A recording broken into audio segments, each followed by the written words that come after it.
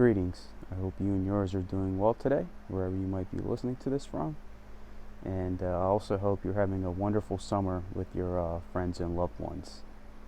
Now, the topic for today, as suggested by a friend, was to talk about Masonic values and symbols expressed in movies and video games that we have seen during these past few years. So I'll start with the films. So the films that come to my mind are Lord of the Rings, the Matrix, and Lord of the Rings, The Matrix, and there's a couple other films that will come to my mind as I make this video. So let's start with Lord of the Rings. Now, Lord of the Rings follows the series of Frodo and his friend Sam. And they have this brotherly union with each other, and Sam promises to protect him till he finishes his task. Now, with the Fellowship of the Ring, with the first movie, you see how all the different races of Middle-earth come together in equal measure to protect Frodo and to honor his quest against injustice, which is one of the principles that Masons stand for, to fight against injustice. And regardless of all of their differences and opinions about each other, all the races of Middle-earth were able to come together to assist Frodo in his quest. And that's meeting on the level. So as Frodo continues his journey, he's aided by Sam, who's also in that same predicament. And we go into the second movie and the third movie. Now, I believe the third movie expresses those values the most, because now you have Frodo, he's almost at Mount Doom, but he's also facing temptation. He's facing that inner spiritual war, where you have Smeagol that's tempting him to do evil, but then there's his brother Sam that's telling him to make the right decision. So Frodo himself is contested in this spiritual war within his own being. And he does fall astray during the events of the cave, but after Frodo banishes Sam to leave him alone and to get out of his sight, and Sam walks away heartbroken with tears in his eyes, but he had his obligation towards his brother. So regardless of whatever happened between them, he didn't cut him off. He went back and he put his life on the line to save him from the spider and to make sure that he got him to Mount Doom to fulfill his quest. So he stuck by him till the end, through all the good and the bad, no matter what happened. And as they're there, he helps him fight off Smeagol so they can throw the ring in there. And during those events, you also have the King Aragorn and all the other people that were outside the gates of Mordor, and they put their lives on the line to make sure that they give him safe passage to do what he needs to do and to distract the eyes of the evil entities. And it's the same example in the first Lord of the Rings movie, where Gandalf puts his life on the line to help Frodo get that safe passage across the bridge from the fire demon. And then you have that death and rebirth symbolism, where Gandalf did put his life on the line, but he came back in a stronger way as the awakened master to continue assisting Frodo in his brotherly quest. And as at the end of the third movie, when they destroy the evil, then the eagles come in to rescue them from the lava that's flowing from Mount Doom. So, you have the Brotherhood of the Eagles that's coming in to save them from the danger. So then you have, the eagles is represented in the Scottish Rite symbolism too, the double-headed eagle, and the Egyptian sky god Horus. And Horus is the protector of the realms, and he stands against evil.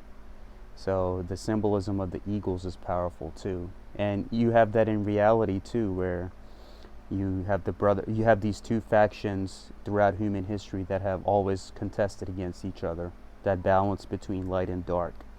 So you have the Brotherhood of the Eagles going up against the Brotherhood of Death, or Brotherhood of the Snake. So you see that symbolism expressed in these movies as well.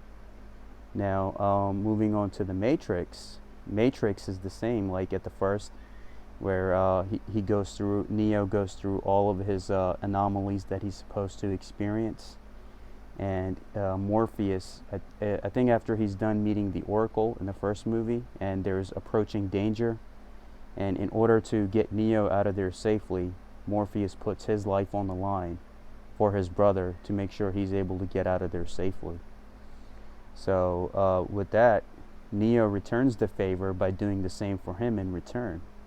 So once all that is done, and he saves him, and he's at that part now where he's being chased by the agents at the end of the movie. And it's basically that part of the movie symbolizes the story of the third degree. With Grandmaster Hiram Abiff, and you have the three ruffians that are trying to hunt him, and he's being chased by the three agents. And eventually he does experience death, so you have that death and rebirth cycle. But when he gets back up as the awakened master, then he's able to destroy them and become the one. And by the one, you become aware of all your surroundings, and you become the perfect master. So that was his journey through that death and rebirth, and saving his brother, and going through all of the awakening scenarios that he goes through. So that's that. Now, the second Matrix movie does have, I guess, those kind of symbols, but I would say we could go to the third one, where in the third Matrix movie, you have Neo, and he puts his life on the line to make sure that he brings truce between the machine world and the human world. And he does that by allowing Agent Smith to infuse himself into his physical vessel, and that allows the light and dark to become a singularity, and he's hooked up to the machine mainframe that controls everything, and that allows them to make that happen. So you have the concept of order out of chaos. So one cannot exist without the other, and if only one exists, then the balance of the world gets destroyed. So what Neo taught you in the third movie, when he allowed Smith to overtake him, because that was the only way he could defeat him, by bringing that balance to that order out of chaos. Smith representing chaos, and he represented order between light and dark. So that's the only way, even in today's world, where you can translate that, where that's the only way we can achieve peace, is by working with each other and looking at the different sides of the argument from somebody else's perspective. So you have that, and you also have like other movies that express, like, fight against injustice, going through sorrow, trials and tribulations that any believer or whoever decides to walk on this journey experiences. And they show you those different symbolism of order out of chaos, of death and rebirth, of their friends and brothers standing by them, and all these other things that you see in the movies, right? Where even in the you have in the John Wick movie, the recent one that just came out, where the head of the Continental, Winston, in the second one, he gives him a marker at the end of his at the end of the events of John Wick 2. So he's still by his side, and we will see how in chapter 4 how the marker that he gave him helps him out, get out of the approaching danger. So you have that symbolism too. Now, moving on to the, I still have more, but I'll probably come back to this, but I want to get to the video games part now. Now, in video games, it's like you have the Watch Dogs games, you have the Assassin's Creed games, and they're full of, Masonic symbolism. Now, you look at Watch Dogs, like the logo of the Watch Dogs, it looks like a square and compass. Maybe on the sides, it's like connected a little bit to make it a little different, but that's what it looks like. And even when you look at the protagonist of the first Watch Dogs, Aiden Pierce, if you look at the back of his coat, it's a square and a compass, and the Watch Dogs represent the like a hidden underground group that fights against injustice, to fight against totalitarian control that many institutions and governments have over their respective populations. And it tells you that throughout the world there's these group of men that are standing up, and they're protecting humanity's freedom and humanity's free will and things like that. So that's very interesting. And also in Assassin's Creed, I mean, you have the Assassin's Creed logo, it's the same. And you also, if you play Assassin's Creed 3 and you play I think the Liberation missions and the Liberation contacts, like in Boston, and when you go to the map, all the Liberation contacts and the Liberation missions to free the different districts from the rules of tyranny and the tax people, because it's set during the American Revolution, and the logo for all of these different groups is the square and the compass. And you also have a part where you explore the underground tunnels of Boston and New York, and they have these magic lantern puzzles where you have to solve them in order to open these different underground entrances. And they're all about Masonic symbolism, how everybody has to be respected equally, and you have to give equal measure back to your brothers and your friends around you and to society in general, and be upright and upstanding individuals in all that you do. So you also have this connection where, if you look at the stories of the Knights Templars and the assassins back in the Middle Ages, they did have contact with each other, where Hassani Sabah, the old man of the mountain and the founder of the assassins, I think that was when the Templars were in Al-Aqsa Mosque, and I think they were able to take many teachings of the East by interacting with these different groups. So, and maybe to this day they're still influencing each other. So you have all those symbolisms that get portrayed in these video games, and it just shows you those values of brotherly love, of respect, of equality, and of I guess just that stance against injustice that many take. Now, there's also what was that symbol that comes in? Now, if you play I know you have Watch Dogs and you have Assassin's Creed, then you also have Metal Gear Solid, right? Where Big Boss tries to create his own utopia. He tries to create his own utopia away from the systems of control. And you can relate that to the American Founding Fathers, where they created basically a utopia of their own here in America, to where everybody of all races and religions can dwell and have prosperity. Maybe that didn't happen in the beginning right away, but just like Masonry teaches, everything is a work in progress. So you fast forward 240 years from where they started, where they had a nation that was built on religious freedom and tolerance for everybody. Maybe that did not happen right away, and a lot of movements had to take place, but as a work in progress, as stone builders, 240 years from now, and now in 2019, that has become a reality.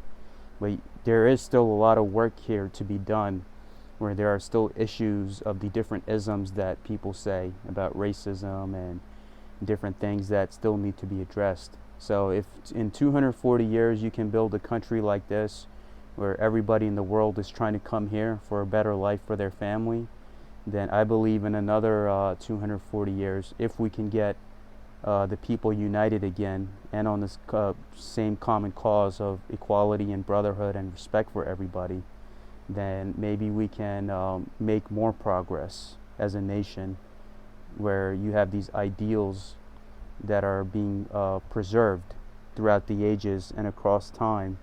No matter who's in charge or who's making the decisions, you have to be the preservers of those values in all that you do. Now, I believe there was a scene in Lord of the Rings in the third one, where Sam, after Frodo banishes him, I think because he's facing his own internal spiritual warfare, and Frodo banishes Sam from the cave where they were at, and Smeagol was setting him up for a trap. And Sam gets emotional about it, and he gets teary-eyed, and he walks away. But he felt in his heart that something was not right, so he owed that to his brother to save him from approaching danger. And he runs back there, and he fights off the spider that had trapped him in the web, and he makes sure he gets him there to Mount Doom. And you have that same in The Matrix. You have the what other movie expresses this? So you have The Patriot with Mel Gibson. That's another one that expresses those values of fighting against injustice. Then you also have what other movies can we talk about? So see, I'm making this as I go along, so it's off script and from the heart. So I hope you like it with some of the examples that I've been able to give. So I'm trying to think, what other movie expresses those values of equality, fraternity, and standing up against injustice? Okay, yeah, you have the Avengers movie that just came out, where you have Iron Man that puts his life on the line to save humanity from Thanos, right? And it's a form of being selfless individuals. And to give humanity a good future, they would rather put their life on the line and to, I guess, uphold those values that many of us, I guess, in today's society kind of take it for granted. But I guess we just have to be able to preserve these different ideals that we get put through. So you have that. Now, I guess the other video game that I can think of besides Watch Dogs and Assassin's Creed is the Metal Gear Solid games, right? Where you have Big Boss, you have Solid Snake, and Solid Snake eventually creates his own philanthropy organization, the Anti-Metal Gears, to go around the world and to stop any forms of injustice taking place where anybody could have potential access to things that they should not. Then you have Big Boss that tries to create his utopia away from the systems of control. And you also have, what else do you have? Then you have Metal Gear Rising, where Raiden continues that tradition which was passed on to him by Snake, and he continues upholding those values. Now, back to the movie. Now, there's also there's this movie called From Hell, and I guess it talks about about Jack the Ripper, and about how there have been many conspiracy theories saying that the people in charge of that area were protecting him because he was affiliated with the Brotherhood. But who knows if any of that was true, because his vendetta was against women in general, and anybody that does not respect or uphold those values of equality, justice, and reformation cannot be a part of the Brotherhood. So you have movies like From Hell that kind of put like a misconception in many people's minds, but I believe that you can only clear that up through education and awareness. So it's like I'm making this video now, where many on the internet might have a different conception about what Masonry means, but they don't know that the movies and video games that they played, where you're actually the good guy trying to save the world from injustice and to stand up against tyranny and being selfless, all express Masonic values in all that they do, such as Lord of the Rings, The Matrix, some elements of the John Wick movies where his friends are helping him. But that kind of stuff is not condoned. It's just like, you just take the symbolism from it. So you also have, what other movies can you talk about? So you have The Matrix, you have John Wick, then you have, let's see. You also have the Man That Would Be King, which is one of the classics from back in the day, where they find artifacts and symbols that have Masonic symbols on them, and they believe that that will help them become like a more godlike nature, which shows that the man who works on himself and becomes more conscious and understanding of everyone and everything around him does possess that quality of attaining that God consciousness, such as the book of Luke mentions that the kingdom of heaven is within, and chapter 50 of the Holy Quran that says Almighty God is closer to us than our jugular vein. So the man who would be king describes that situation, that if you could master that consciousness and master those symbols and values into your life, then you elevate yourself as your physical vessel and the immortality of the soul that we believe in. Now, the other movie that I believe expresses these values is The Never-Ending Story from the 1980s. Now, this is a movie about this 10-year-old boy who goes to a library and reads a book about a land called Fantasia. And he comes from a rough background where people are bullying him because they don't understand him. And he ends up in this fantasy land. And the only way that he can save them, because they're in a danger from darkness, and he is the light. So darkness can only be defeated by light.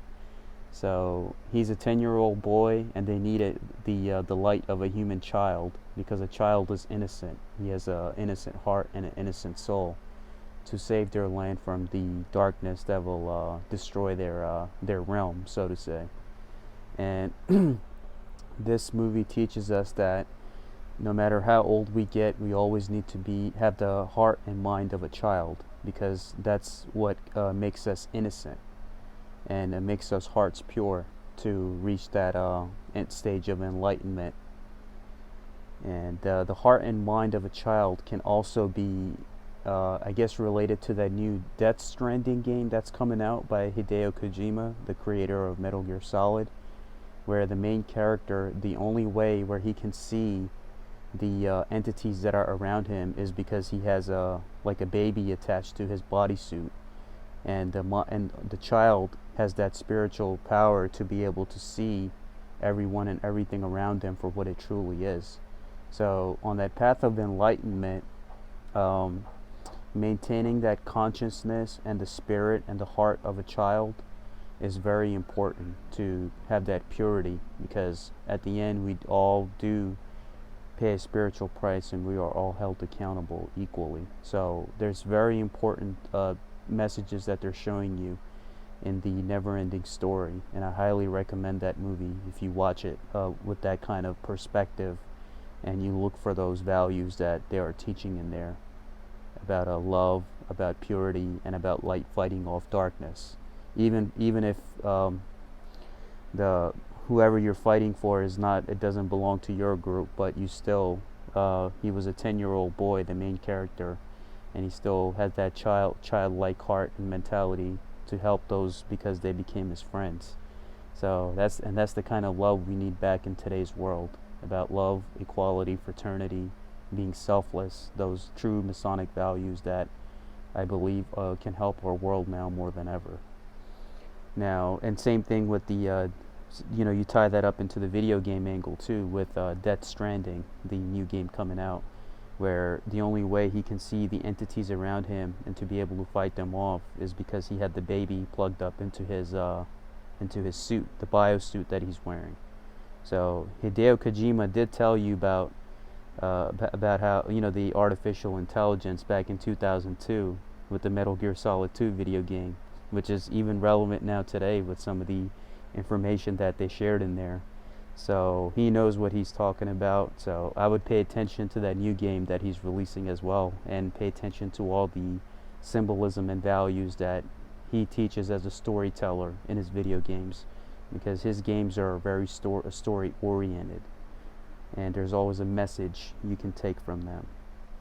Now, the other two video games where I think you see these values are the Red Dead Redemption games. So you have the first one, where John Marston puts his life on the line to save his family, to acquit himself, and to acquit them of any incoming harm or danger. And at the end of it, where spoilers for if anybody you haven't played the game, where the government is coming to basically finish him as part of his old gang, and he gets his redemption by being a selfless individual and making sure that his wife and his son are given safe passage out of there, and they are being taken to safety while he himself puts his life on the line to do that for them. So that's the concept of being selfless, that value that's very important, that if you could save somebody and save them from upcoming danger, then you are a true follower of God, and you are a true selfless and loving individual, and Almighty God does honor you for that in this life and the next. And the next Red Dead Redemption, which is 2, where you play, it's the prequel, where you play as Arthur Morgan. And if you follow the honorable approach, you see the different stories and events where Arthur helps different people, and there's that concept of being selfless, brotherly love, and at the end he has that feeling and then compassion towards John Marston, that he has a family and he should get away from that gang life, and he helps him find a way out, where at the end they're being chased by their own people, and instead of going back for the money, you are given that choice to make the right choice to help John Marston get to safety, to help your brother get to safety, so he can take his family and have a better life somewhere else, with Arthur putting his life on the line to make that happen. So there was that moment of love and brotherly affection that was shown in that scene. And even if you play all the Assassin's Creed games, and if you deal with all the stories like in an in-depth way, from the first, second, third, fourth, all of them, they all express values of brotherly love, symbolism, and to stand up against injustice. The Watch Dogs games, and you see the square and compass logos, even in Assassin's Creed 3 and Watch Dogs, their logo. So those values and symbols are always there, of being, I guess, being the progenitor of light, right? Where you even have that in the Kingdom Hearts games, where you have to, light fights off darkness, and at the end of the third one, Sora puts his life on the line to save all of his friends, to make sure that they are given a happy existence, and by him fighting off the darkness for all of them, through going through all of the trials and tribulations that any believer gets put through. And the occult symbolism in those games is that it's the same thing, back to that childlike mentality, that because the human heart is the most thing that's under attack right now by the darkness, or the forces of darkness, because they want you to be in today's society desensitized by everything. And the human heart, and as Kingdom Hearts teaches you, is the most element right now that's under attack. So you should protect that at all costs. And by fighting off darkness, by being a selfless individual, and to stand up for humanity and your brothers, so everyone has a right to an equal existence, no matter who, what, or whatever they are. So in the movies, with Lord of the Rings, The Matrix, and some elements from different movies, and Never-Ending Story, Man Who Would Be King, and then you have these video games. So the main gist of this video is that the Masonic values that are often misconfused by people who don't know what it really is. It's about being selfless, it's about being a loving individual, it's about protecting the human heart, having an innocent soul, fighting off darkness, protecting humanity's free will and future. And that's what it means to actually be a true Mason. And you see these examples portrayed in the movies and video games about all these different characters that exemplify these values. So you just need, I guess, an open mind and an understanding to see those things when you experience it for yourself. When you, I guess, play these games or watch these movies, always try to look for those teachings that the writers and the directors put in there for you to learn from. So I hope you like my video. If you have any further suggestions or topics, please email me in the description below. And I wish you and yours a beautiful rest of the week and rest of the summer ahead. And I look forward to making more videos. Thank you again for your time, and you all have a wonderful day. Thank you.